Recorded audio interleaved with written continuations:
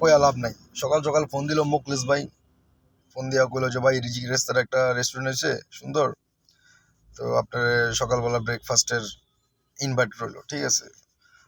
তা আমি মনে মনে চিন্তা করলাম যে না, অনেকদিন ধরে ভালো মন্দ খাই না, সবসময় তো সকালে রুটি আর চাই খাই, আজকে যেহেতু মুকলেশ ভাই কইছে এই কারণে আইলা, তো আয়া পড়লাম, ঠিক আছে। তো আমার একটু মুখখাটা দেখাইলাম আপনাকে যে কি পরিস্থিতি। তো ভিতরে ঢুকে মনে করলেন অনেকক্ষণ বয়ে রয়েছি। মুকলেশ ভাই আমার বয়া থুয়ে বাথরুমে গেছে, হ্যাঁ আবার সকালবেলা বাথরুম সারে নেই। তো মনে করলেন বয়ে রয়েছি তো প্রায় 10 থেকে 15 মিনিট, সবাই খাওয়ান পায়, মাগার আমি পাই না। মন মিয়াজ খারাপ হয়ে আছে, লাগছে খিদা, যে এত ভালো মন্দ খাইতে এলাম অনেকদিন পরে নতুন একটা রেস্টুরেন্টে, কিন্তু কাজ হলো না রেস্টুরেন্টে।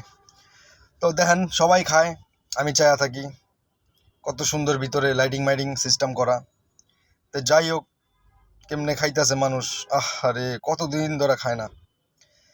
তা আমি খালি এই অপেক্ষা আছি আমার কবে খাওয়ানটা দিব। তো মুখ